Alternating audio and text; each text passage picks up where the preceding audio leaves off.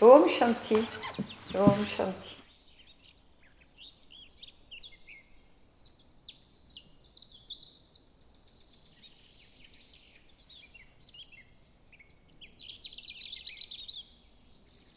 Mon fils est un être qui est né maintenant depuis entre 28 et 29 ans. Et c'est un être extraordinaire.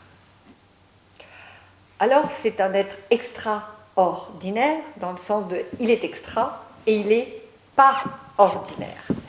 Donc comme vous le savez, peut-être mon fils a ce qu'on appelle un chromosome en plus. Ce qu'on appelle un chromosome en plus, c'est-à-dire on appelle aussi une trisomie. Alors ça me fait toujours rire le mot tri, c'est-à-dire qu'il y a 3 zomies.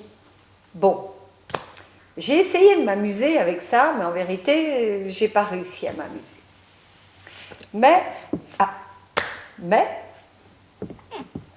ce matin, je pensais, je me disais, mais en fait, cet être-là s'est incarné. Il s'est incarné. Et en fait, il n'arrête pas de nous montrer de la joie, de la rigolade, de la paix. Il se réveille en pleine nuit, il rigole, et je lui dis tu dors? Il me dit oui. Il se réveille, et il me dit t'es une grand-mère, t'es un peu sage, etc., etc. Alors pourquoi cette vidéo, n'est-ce pas? Parce qu'il me semble qu'à notre époque, nous frôlons la perfection. Nous frôlons la perfection. La perfection avec tous ces robots qui viennent. Nous frôlons la perfection avec l'IA qui répond à tout. Nous frôlons les robots qui vont faire du ménage, qui vont faire à notre place. Nous allons dans des restaurants. Et là, c'est un robot qui vient nous servir. Nous sommes allés dans un endroit et un robot nous a servi. Alors ça, c'est l'aberration totale. Donc quand je regardais ce matin mon cher fils, avec le fait qu'il a des difficultés à s'exprimer, mais qui dit le principal.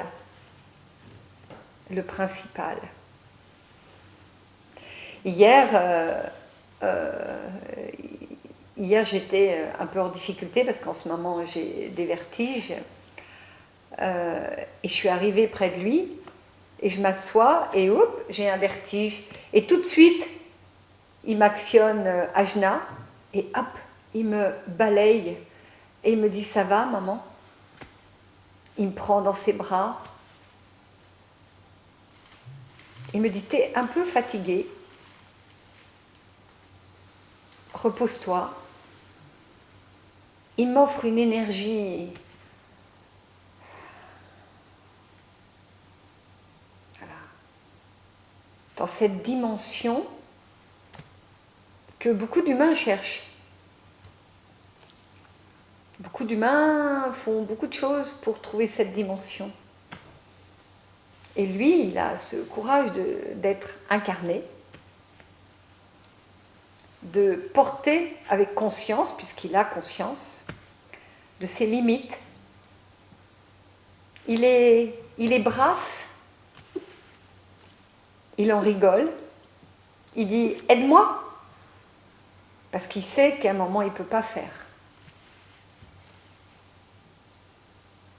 Il dit « un jour je serai grand » alors qu'il a une âme qui nous porte ici. Il nous dit des mots de sagesse, c'est un guérisseur.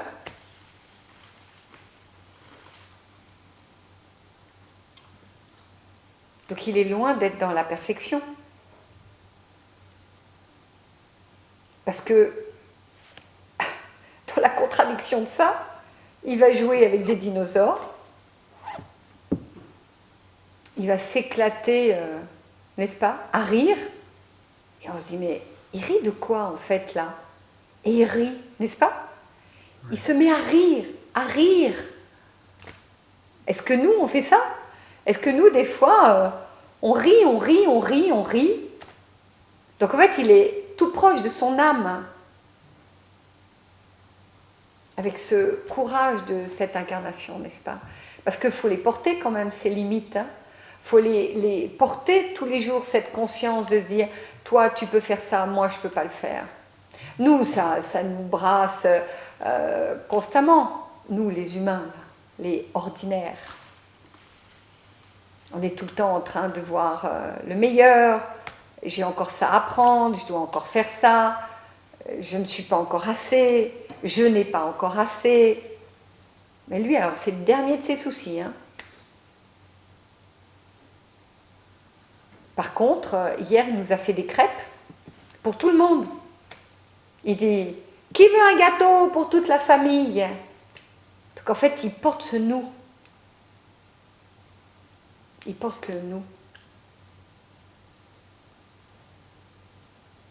Il s'en fout de l'ordinateur. Pourtant, il l'utilise. Il sait très très bien l'utiliser. Tu rigoles, hein? Il sait très bien l'utiliser. Il sait très bien écouter de la musique. Et parfois, il dit, Bob Marley est mort trop jeune, n'est-ce pas? Est-ce qu'il a fait ce qu'il devait faire?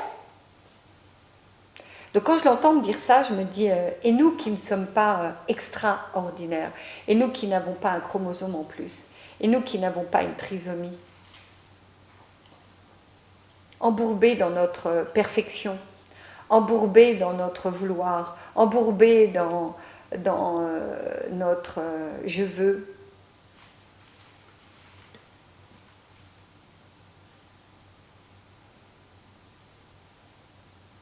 Voilà. Je me dis, qu'est-ce que nous faisons? N'est-ce pas? Qu'est-ce que nous faisons? Parce que quelquefois, il est un peu de mauvaise humeur. Hein? Oui, ça peut arriver. Ah, pourquoi il est de mauvaise humeur? Vous savez pourquoi il est de mauvaise humeur?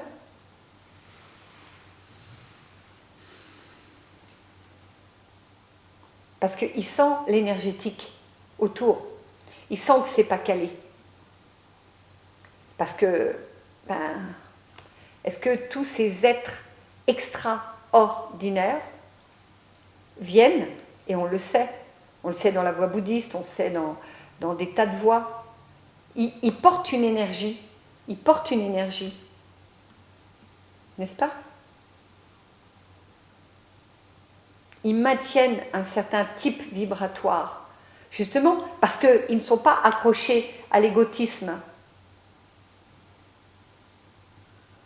Et si vous regardez bien, sa mauvaise humeur, lorsque vous êtes à côté de lui, lorsque nous sommes à côté de lui, et que à l'intérieur de nous, notre vibration lâche l'égotisme, lâche notre bon vouloir personnel, mais qu'à un moment, nous nous mettons au diapason, au niveau vibratoire, avec lui, quelque chose du mental lâche, il redevient de bonne humeur. L'avez-vous remarqué? Oui.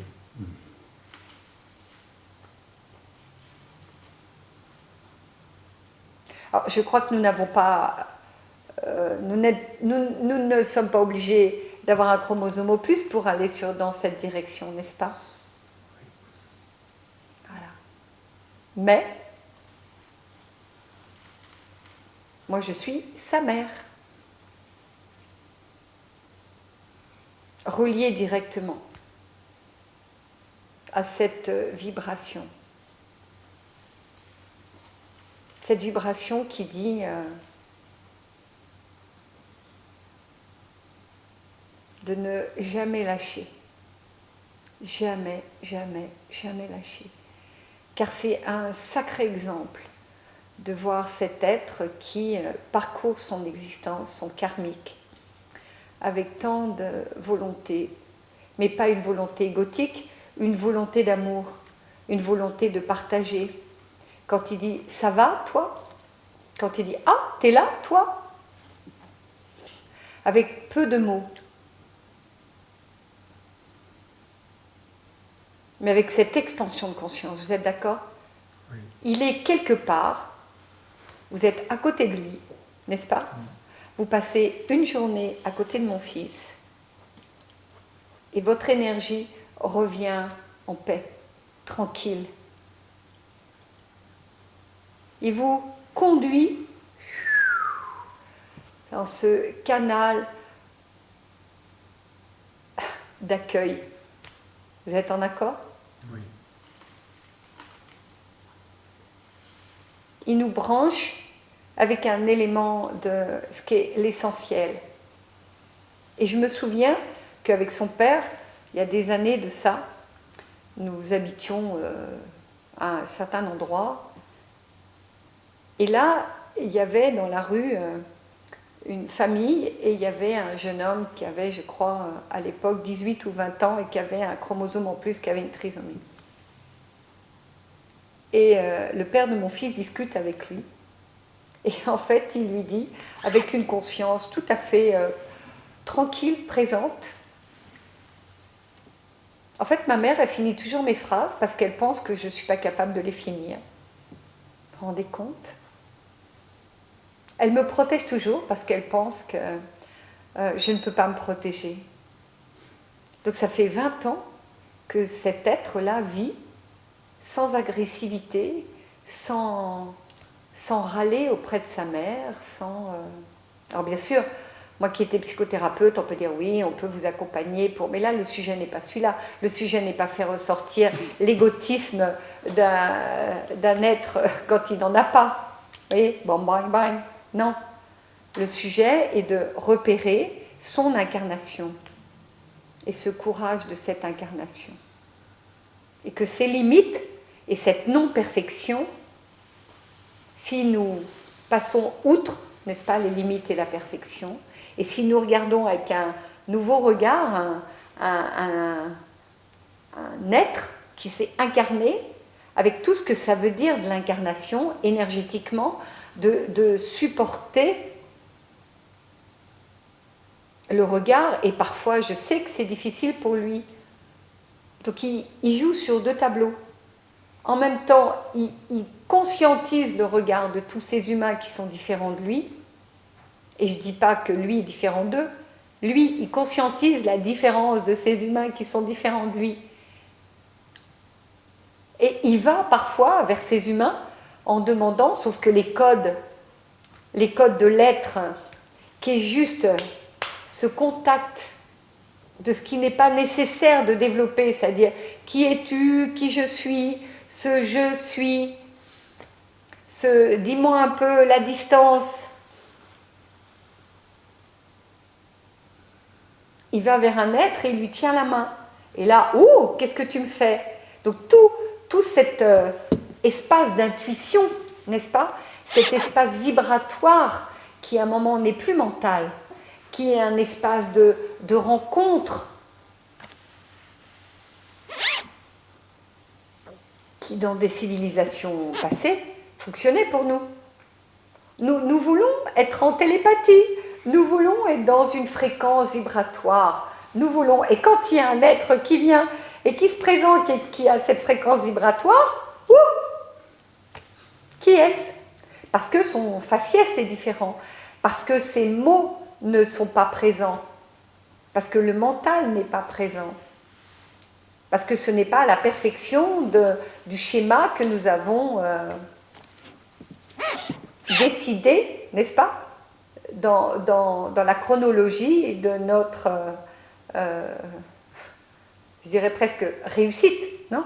Lui s'en moque la réussite. Voilà. Donc ce matin,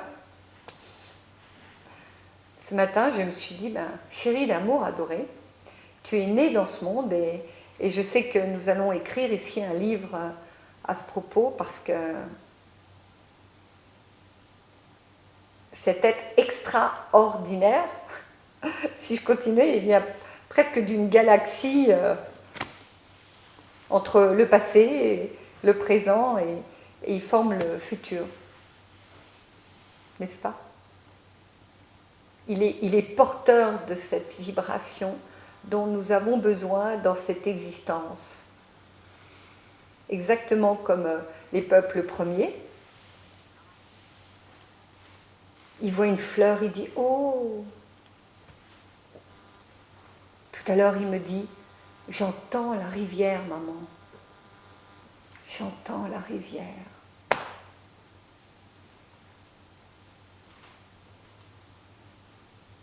Donc, je vous souhaite d'entendre la rivière. Vous aussi, n'est-ce pas? Voilà. Et je vous souhaite de supporter vos limites avec autant de joie, avec autant de conscience, et de vous réveiller le matin et de rire, alors que la charge karmique, elle est quand même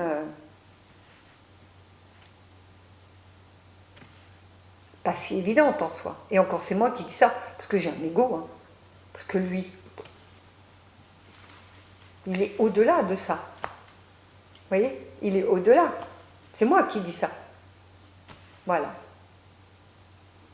Donc, je vous souhaite d'entendre la rivière et je vous souhaite d'avoir cette même ardeur de joie, n'est-ce pas? Voilà. Om Shanti. Om. Om.